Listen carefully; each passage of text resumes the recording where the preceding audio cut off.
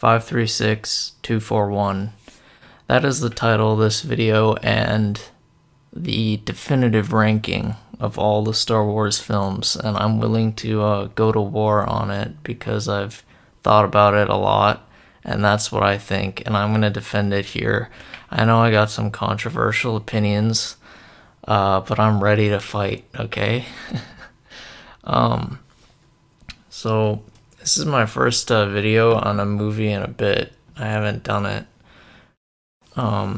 And I'm going to be using IMDb here, so I'll just open this up. Here's my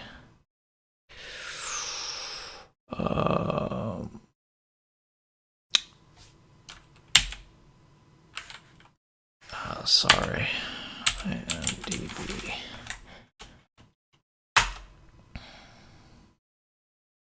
All right, so sign into my account and let's pull up the 4R3 XTX.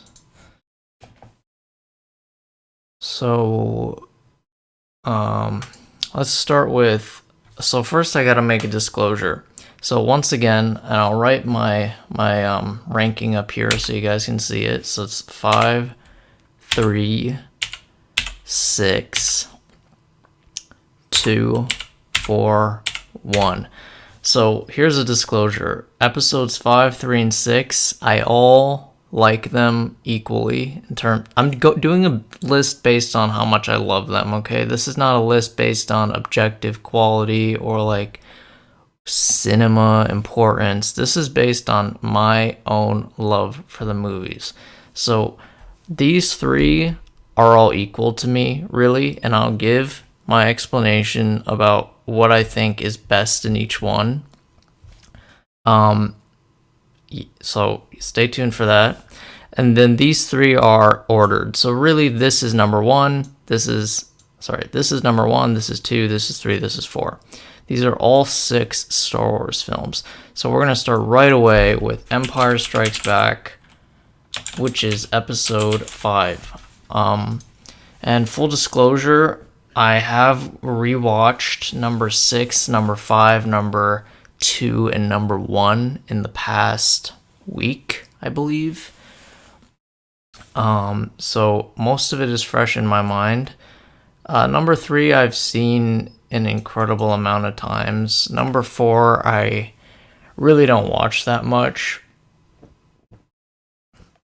But yeah, let's start with number 5. So number 5 is definitely, in terms of quality, the best Star Wars film. In terms of like direction, cinematic quality, all that stuff. And I've said that for a while. I got someone to agree with me on that. So this film was directed by Irvin Kershner, who did a really good job, and it's got like some of my favorite scenes from the from Star Wars. I really like the part where like the Star Destroyers like form a triangle, and they're like sort of like, you know, they're ramming into each other kind of. Star Destroyers triangle, like they form a triangle, and that's that whole scene with the asteroid chase, which is also one of my favorite moments from Star Wars. It's this scene. This scene is one of my favorite in the entire series. I think it's like the perfect action chase, and I highly recommend you just go watch the movie, really. But the whole asteroid chase after they leave Hoth is so good. It's got awesome music, it's funny, it's tense, it looks great. So Irvin Kershner did a really good job. And it's like very powerful. Like Darth Vader seems like he's really in control and stuff. Dude, this ship looks so cool. I'll never get over those. The ships in the OT look awesome. Like the Star Destroyers. Okay. Other thing about this film is I've thought this for a bit of time. I think Empire Strikes Back has the best pace of any movie ever. Another one that is kind of similar is sorry, I almost yawned there. I'm a little tired. It's the movie The Dark Knight, which I saw The Dark Knight Rises again recently, which was a good movie, but Dark Knight is definitely, it's similar to how well this one's paced. Another thing this movie's great at is it does lots of things really well. Like, for instance, it has amazing action, like I talked about with that asteroid chase. It's got great villain, obviously Darth Vader, but it's also got like a great romance between Leia and Han, and they like have great dialogue. Like I said, very funny, all that, very tense. And then there's a great finale with the battle in Cloud City and like the whole, I love you, I know. It's like so iconic. Yeah, overall, definitely the best Star Wars film in terms of quality, and it is tied for my 3 favorite films. What else can I say? Lando was a great addition to the sort of main squad. He's sort of like another Han, but I like his whole, like, he has like a semi-redemption arc where he's put in a bad situation, has to like make a decision to like save his people, but then they sort of go too far and then he changes his mind and saves the team. What else can I say about this film? Dude, that's R2-D2. Look at that.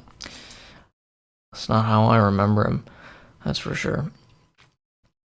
There's also the scenes with Yoda where Luke is actually training. There's of course, the most famous plot twist of all time, I am your father, which is somewhat diluted by the fact that, obviously, sorry. Obviously, everybody knows it, which is a shame, but it is probably the most important plot twist ever. We're introduced to the Emperor, all that stuff. What else do I really like about this film? I think I really covered everything. Oh, I like how Darth Vader, I do like that the Empire is like striking back and is like in control. It makes for a more entertaining movie. And I do like how Darth Vader's like always killing the people under him. It's kind of realistic. Like the Empire is like, it requires a lot of force to like run properly because it's a really tyrannical government. So yeah. Oh look. They have the original Emperor here, not the special edition. I'm so sorry. Keep yawning. So yeah, that was number 5. Next is number 3.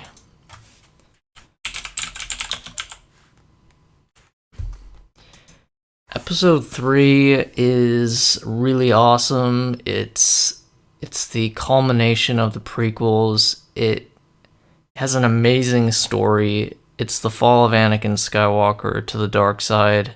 Most entertaining action. Best sword fights of any movie in history. And that's what I always liked about the prequels. I loved how all the actors were on the very top of their game, which is hard because you have to be like in shape and really talented and all that stuff. Definitely probably the most heartbreaking Star Wars film. It's quite a sad film, and it's like about a guy that is really gives in to all his flaws, but also in a way is sort of trapped. One scene I love is when Anakin kills Mace Windu, because if you watch that scene enough, and I did listen to George Lucas talk about it, it seems when you first watch it that like Anakin sort of has premeditated Mace's murder and he's just like, he's a bad person. But if you actually watch it, what really happens is he just has like a rush of emotion and just like strikes him.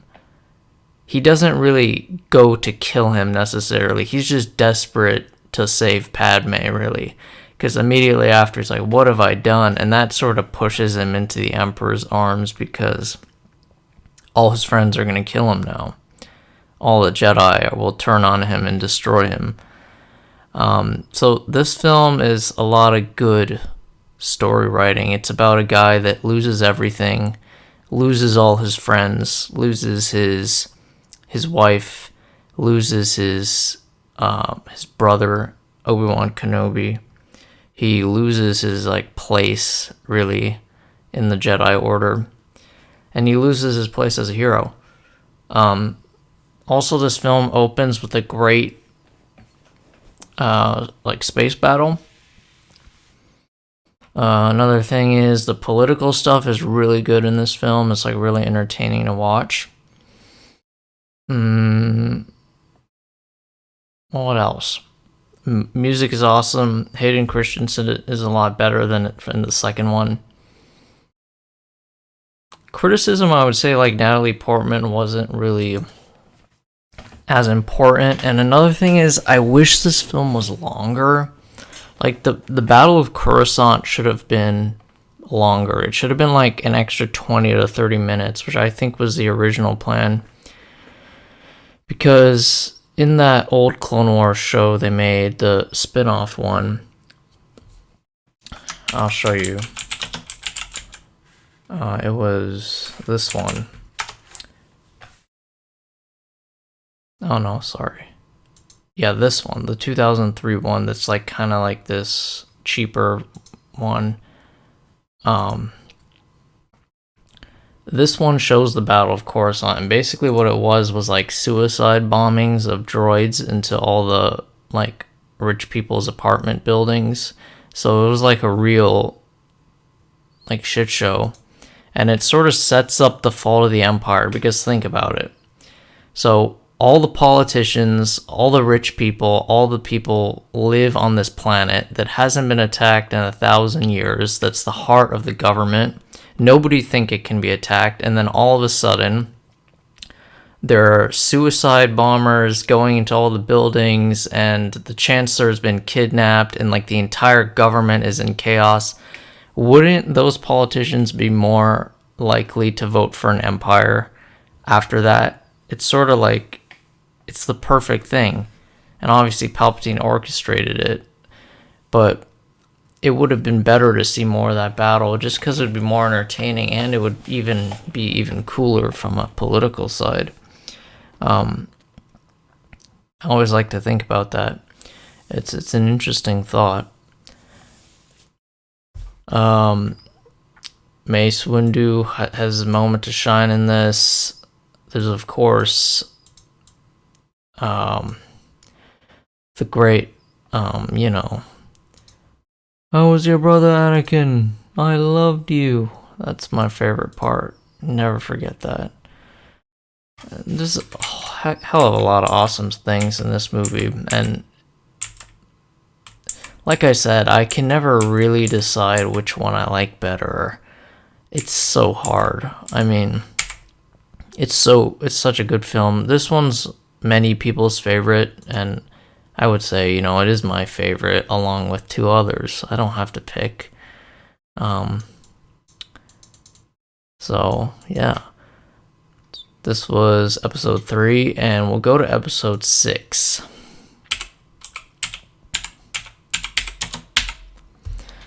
Episode 6 has the very best finale of any movie ever, and that's my belief. I think this movie is awesome.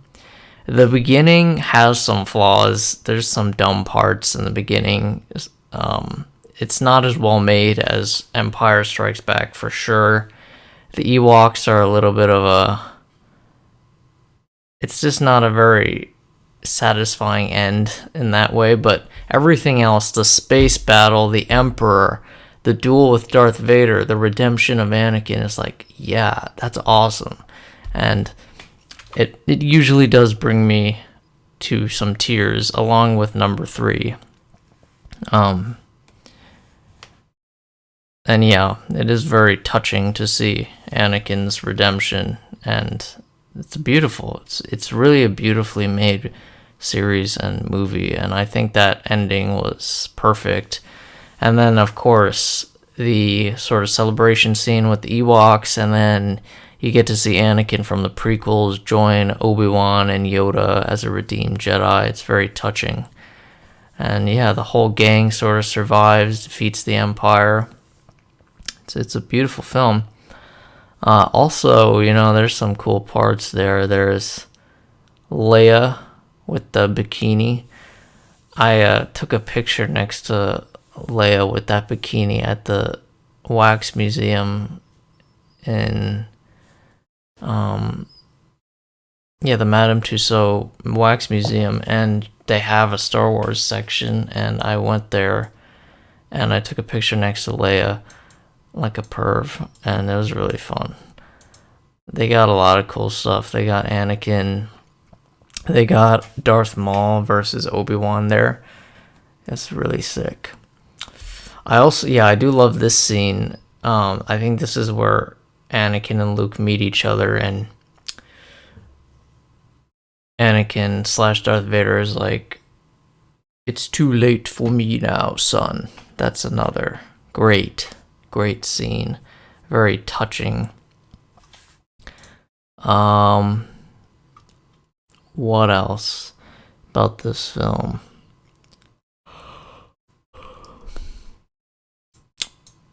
The whole Leia reveal is really good, and I do love how during the duel,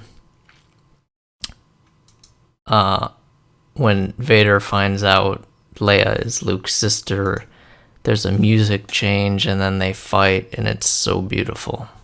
You gotta watch it. Direction is not as good, be fully honest, as Empire. But yeah. Tired. Okay. Now we're getting into some juicy stuff. Can you believe I put episode 2 above number 4?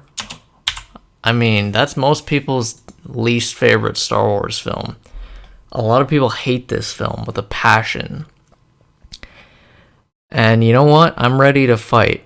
This used to be my least favorite Star Wars film, so I 100% I see the anger. But before we go, I just want to make sure quick that it is still recording. Alright, good. I get paranoid sometimes that it's not recording. I just need to check there. Anyway, I know your anger. Yes, there's cheesy dialogue. Sometimes it doesn't always work, but I've watched this film so many times, and I get the story well, and I think the story itself is really good. Let's address the first thing. The love story, the dialogue is bad, 100%, but the underlying ethos and logic of the love story makes sense. I'll tell you why. So, Anakin and Padme knew each other since they were kids. Anakin's always loved her, basically. That's the thing. They basically meet up. They have a connection, but she's sort of resisting him. Then she gives in a little bit. Then she's like, no, I can't do this, but it's confirmed that she likes her. Then they bond on Naboo, and they have a great time together. And there's this great scene when they're in the grass, sort of rolling around. They're having fun. Then when they get to Tatooine is when people don't understand how this stuff works. So Padme loves that Anakin basically is going out to save his mother. It's very heroic what he's doing. He's disobeying orders that are pretty bad. He has to just ignore the fact that his mother may be dying just because he's a Jedi. That's wrong, So he goes out, she likes that, she's like, wow, this guy's a hero. She kisses him as he goes off to find his mother. Then he comes back and she's dead. And then he admits to her he killed all the Tusken Raiders.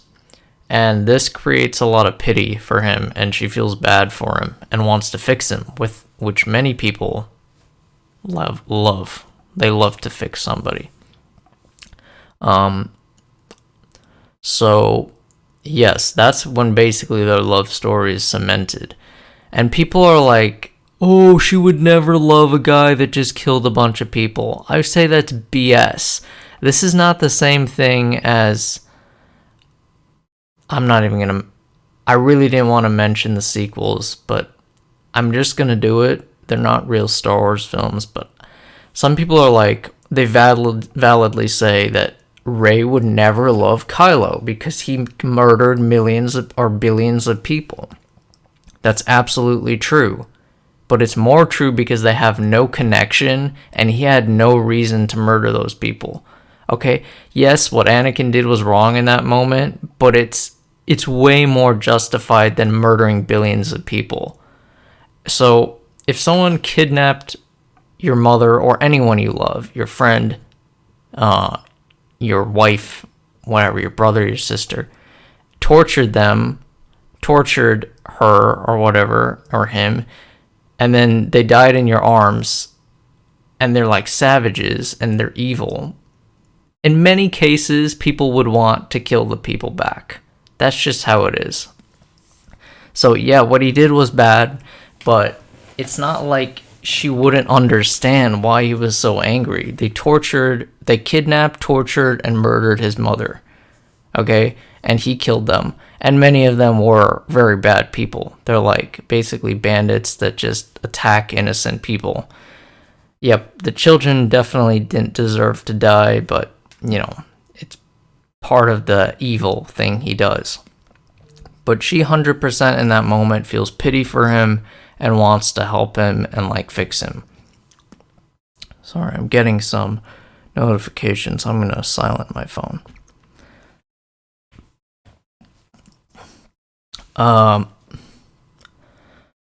So that's the love story that is actually pretty compelling. And you know what? I just gotta say it. Padme looks great in this film. She looks awesome. She's got some great outfits. The one on Naboo, where she's wearing black, is great. The one on Tatooine, not the one where she's wearing the hood. That one looks like shit. But the one where she's like, when they're in the house, like Luke's house, that one looks good. That one's a banger. Maybe they have the picture. Oh yeah, this one. Yes. This is great.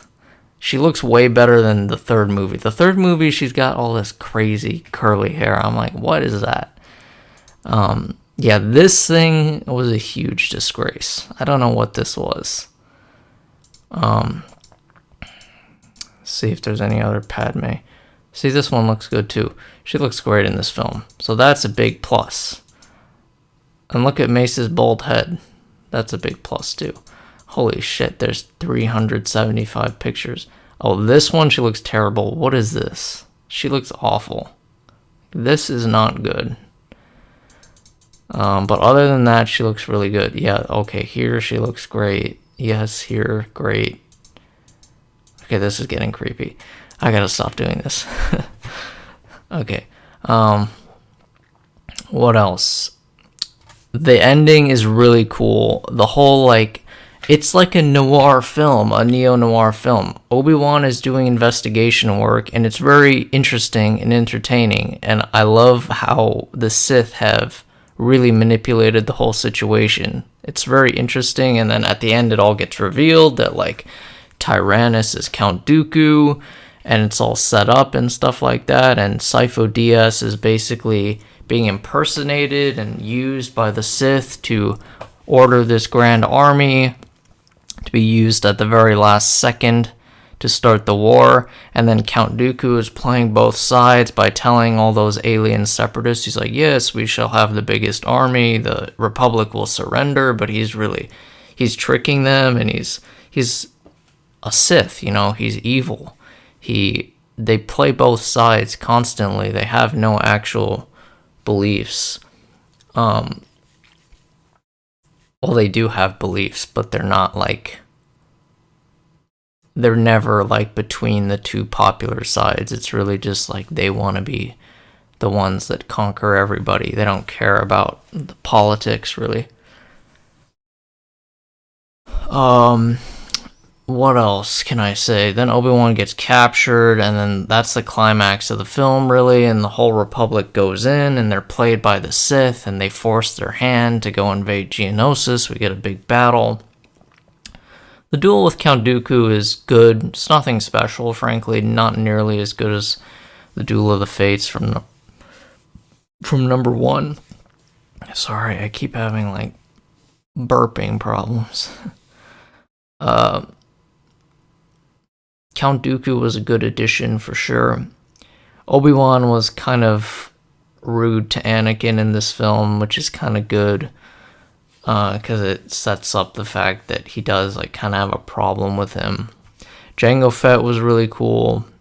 I like when Mace Windu cuts his head off and his son is like devastated. The Emperor was great as always. Yeah, it's just a really good, really solid film. It's like a neo-noir film, really. That's the structure. I'm trying to find other... And then, oh yeah, of course, they get married at the end, which is a really nice scene. And then you get also the begun the Clone War has. And you get the big army scene where Palpatine's standing above the rest of them, and you see like, oh, the Republic is being pushed towards this empire, and there's no stopping it. Ooh, Aayla Secura, she's cool. Who else do we have here that I didn't talk about? I think I covered everyone, basically. I always love this guy. This is Mas Amedda. Oh, this scene was cool. This is when they go through the asteroid field and they drop those big bombs. It's a really good scene. Okay, so now we're on number 4. I don't have as much things to say about number 4. Without a doubt, yes, it's a very significant film, but I never ever grade a film based on significance, and I feel a lot of people do. It's a great movie. I don't doubt it, but it's just, in my opinion, it has the worst action of any of them. It's the most basic, it's the least interesting. It's still got some nice parts, no doubt. It's a nice movie, it's a great film, but I just don't think it's like that interesting, or I don't ever elect to watch it, because the other two originals are much better. They're like more inventive, there's more emotion there, better action. And maybe I'm wrong, maybe I need to watch it more, and it is directed really well, there's some beautiful scenes.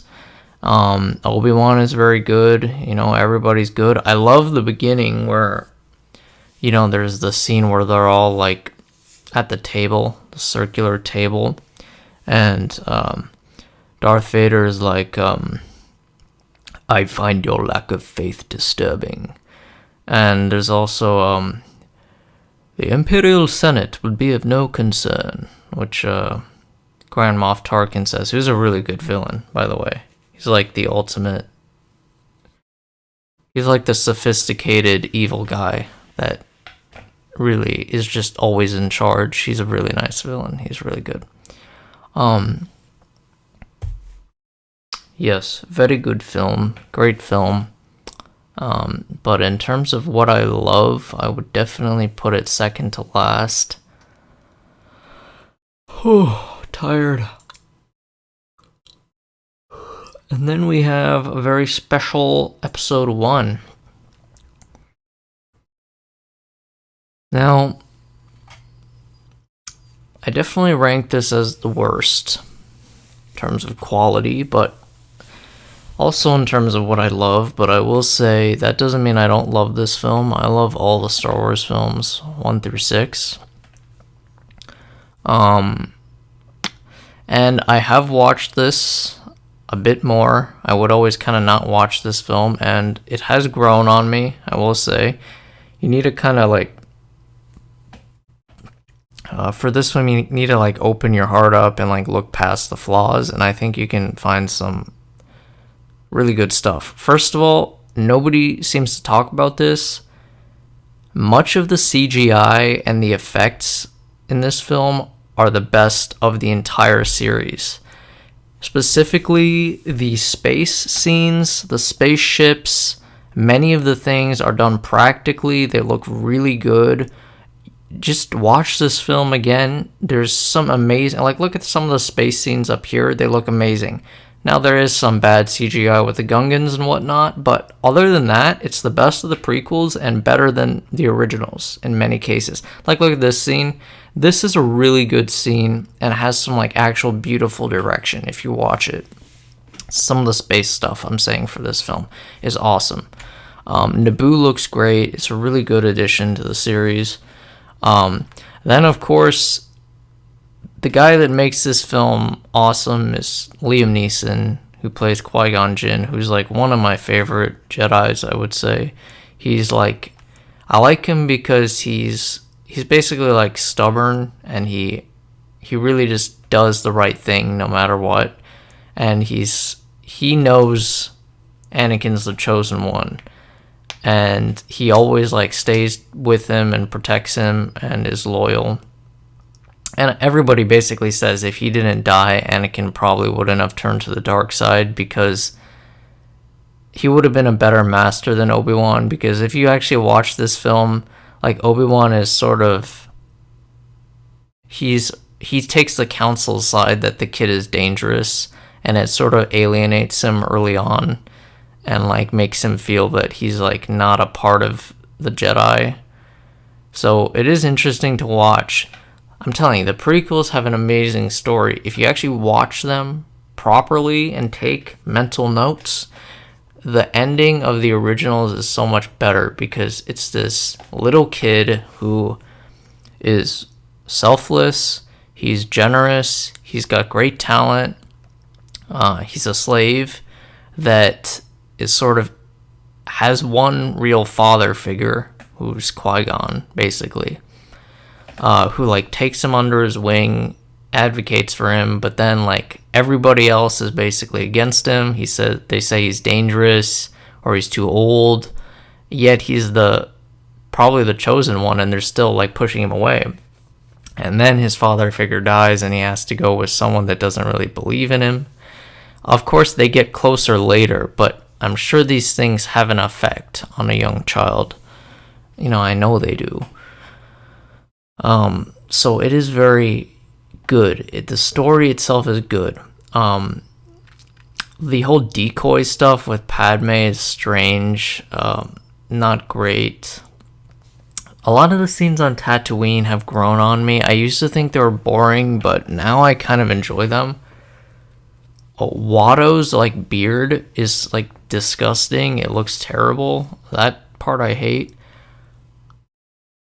Some of the political stuff is dumb. It's like, ooh, taxations on trade routes. It's like, yes, it is in the background, but it's sort of like small ball crap, It's like, like I don't really care about the corporate bottom line of these Japanese businessmen who've invaded Naboo, because they're like, the Neimoidians are like Japanese businessmen, if you think about it. Oh, see, she's pretty here too. She's got the whole Indian thing going. And then there's Darth Maul. Everybody loves Darth Maul. Very cool villain.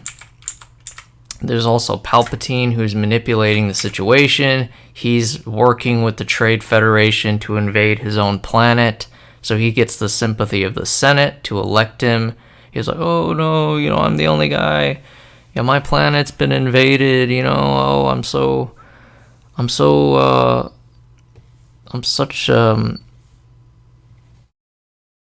the only guy that can fix it. I'm from the planet, we're suffering, and you gotta elect me because I'm the only one that can fix it. But he's the one who's actually like advocating for his own people's destruction, so he's pretty evil, But that becomes clear a little later. Shmi Skywalker's good. We gotta talk about Jar Jar. Let's see if there's a picture of old Binks. Let me make sure it's recording first. Like I said, I'm a bit paranoid about that. Where's Binks? Oh, Jesus. Look at his beard. Isn't that disgusting?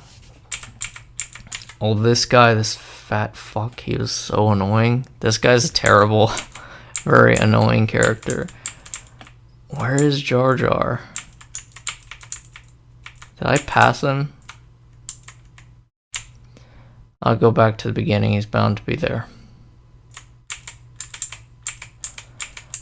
Anyway, okay, Jar Jar, everybody knows, he's very annoying. He's a very stupid character, but like I said, open your heart up to the flaws. Here he is. And the story itself is good. What else can I say about this film?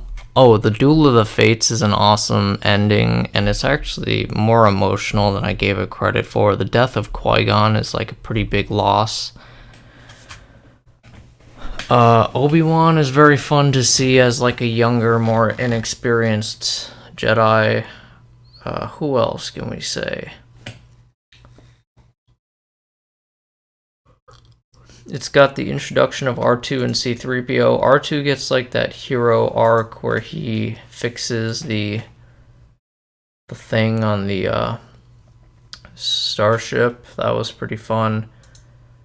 And yeah, I really like this film mainly because of probably Qui-Gon and Anakin to a lesser extent, but it's basically their relationship that drives the movie. The ending duel is really good.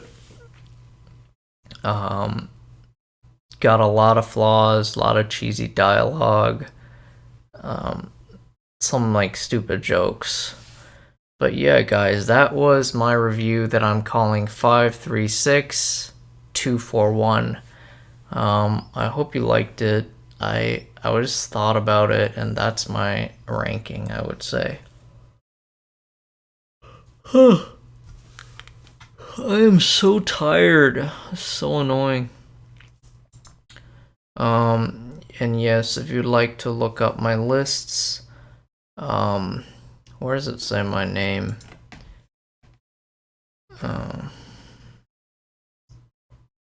So I think, yeah, so this is my name. This is my whole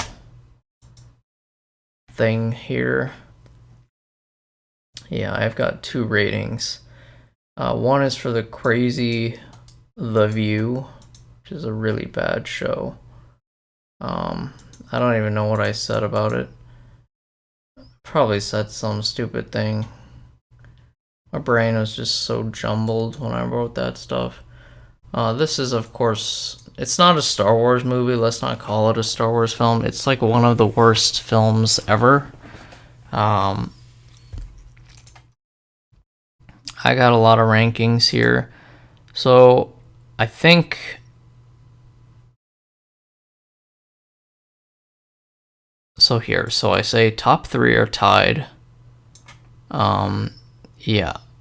So, but I think 4, yeah, I put 4 ahead of 2. So I don't think this is in terms of how much I love. This is more like a balanced review. So as you can see, I'm very detailed. And yeah, so go look at my account. You can search up here my last name, my first name. I think this will actually show you. Oh, maybe not. I guess that doesn't work. So what I'll do is I'll just put it in the description down below. I will put my lists. You're welcome to look and have some fun. I mean, I know you remember these, but yeah.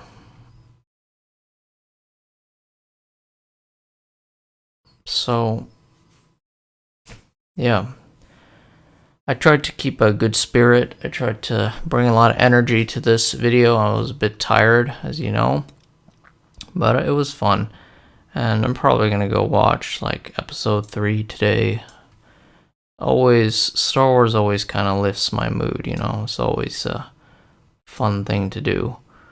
And yeah, I love Star Wars. It's like the best franchise ever. It's not even close. I mean, there's nothing that compares. So yeah, guys, thank you. I really enjoyed making this, and yeah, this has been Sussy Boy out.